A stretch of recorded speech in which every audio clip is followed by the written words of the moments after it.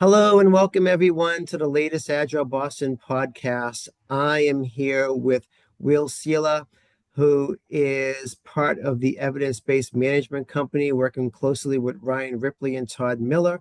And he also has his own consulting company called Prosilience. And he has graciously accepted our invitation to speak next week, the 22nd of January, and present for Agile Boston. So, Will, welcome aboard. And I hear you're going to give us a great talk on the essentials of evidence-based management. Happy to be here, and please return my wife safely to me after I finish the podcast. I promise.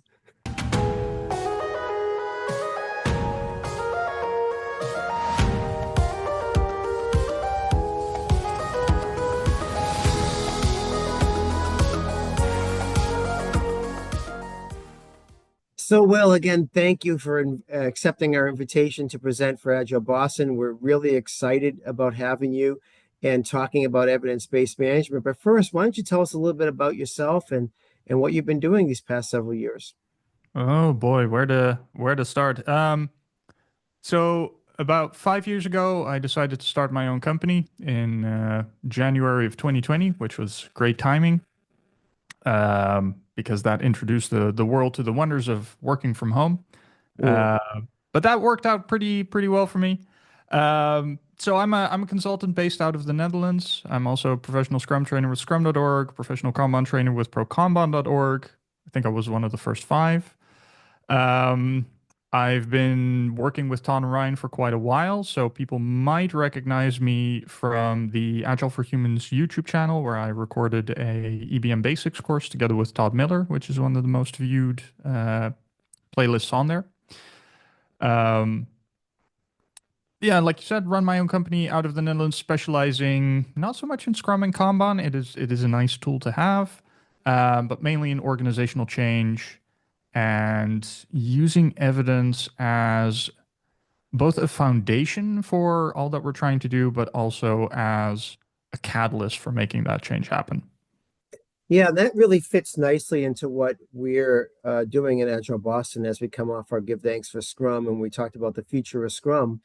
It's really about getting back to the basics and being more results oriented and less dogmatic about any one particular framework or methodology. So, can you tell us a little bit about how you apply evidence-based, or maybe how your clients have applied evidence-based management successfully in their organizations? Sure. I'll do my best, given the amount of NDAs I'm under. Yeah, As sure. We don't want to get you in trouble. um, Just use Jane Doe a lot, okay? yeah. So I'll do my best. Well, I think you have to start where your clients are, right? And clients don't care about Agile, they don't care about Scrum, they don't care about Kanban, they don't care about Lean. They care about usually getting stuff done. Depending on the kind of level that you enter the organization, it's usually either a money problem or a planning problem that you're dealing with. Um, oh God, I think it was a few years ago, I co-authored a book together with Dan Vacanti called Flow Metrics for Scrum Teams. So I find that flow metrics, which live in the time to market domain of EBM, are really good inroad into organizations. And one approach that I've used successfully quite a few times when we talk about planning difficulties is I just look at their program portfolio, their project portfolio, and I make some predictions. I say, fairly recently at another client, I looked at, give me the numbers from 2020 to 2022 and let me put them into my little forecaster using my probabilistic forecasting tool. And I'm going to predict that you got this much work done in 2023 and 2024. And lo and behold, that prediction was very, very accurate. And that then led to me and let me now also predict, using all that information, what you're probably going to get done in 2025. And that was a bit of a problem because the ambition for 2025 was quite a bit lower or quite a bit higher than the ability to deliver. in Hmm. 2025 using those predictions, especially given this client just went through some layoffs.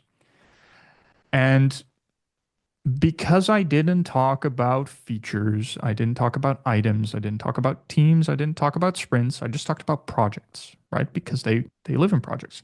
That opened up that conversation on, but if we can't get all these projects done, what are we really trying to get done here? Right? And Hmm. that flips that conversation to value.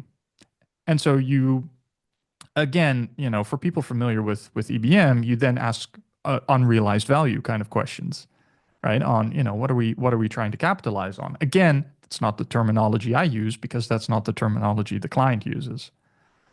But that is the guideline I'm looking for, right? What are we trying to maintain in our current value? What are we trying to capitalize in our realized value?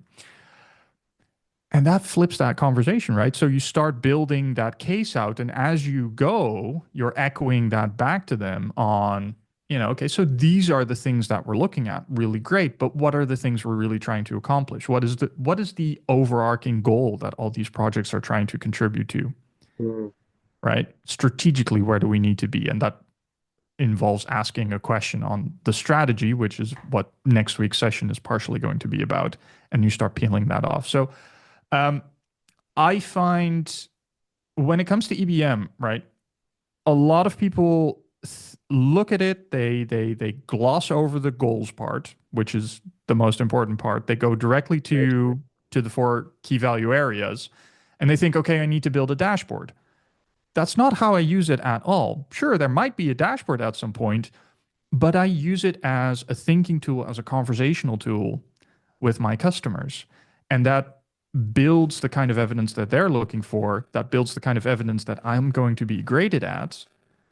And then it's about realizing their goals while maintaining that hygiene. Hmm.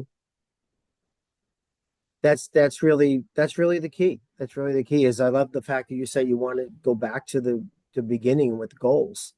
What are we trying to accomplish? I mean, because I think sometimes they get so caught up in the weeds of projects, they kind of lose what their true north is and what they need to do to survive and to grow as an organization.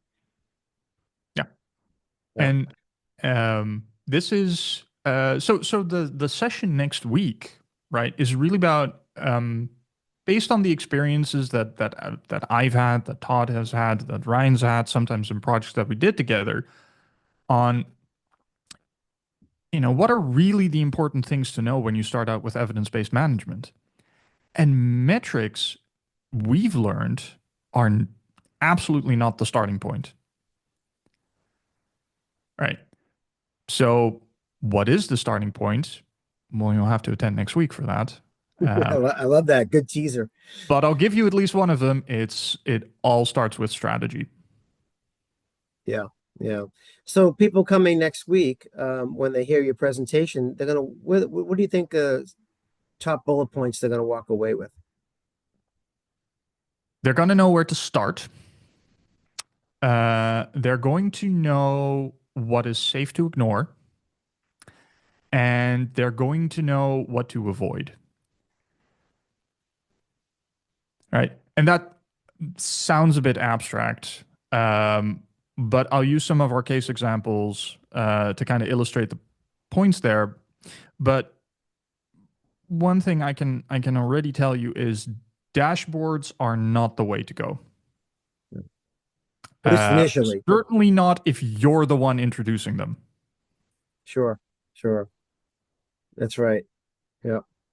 So fantastic. So we're going to be looking forward to your presentation next week. And Will, for those that want to reach out to you and maybe learn more or maybe even employ some of your services, how can they do that? Um, so you can reach me directly through the Brazilians.consulting website, which we might add a link at some point.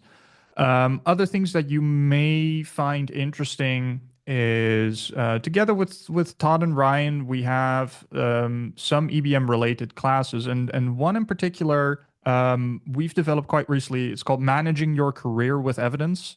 So instead of helping a client with evidence-based management, it's really much more focused on yourself. This is a half a day workshop, which we're running on the 4th of February.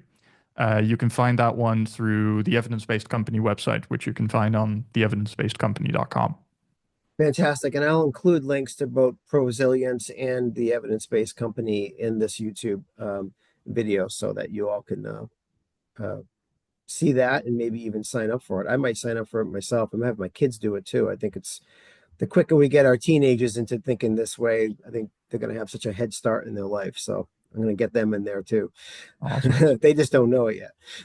Okay, well, looking forward to hearing your presentation next week. And again, thank you for accepting our invitation. And everyone, that's going to be next Wednesday, January 22nd, 2025 at 12 noon Eastern time. It'll be a little bit later in the day for folks in Europe. So we'll make sure you have an extra cup of coffee before you join, so give yourself a little jolt there. And we will all see you then. So thank you again, Will, and we'll look forward to seeing you next week. Thanks for having me. Take care, and we'll talk again soon.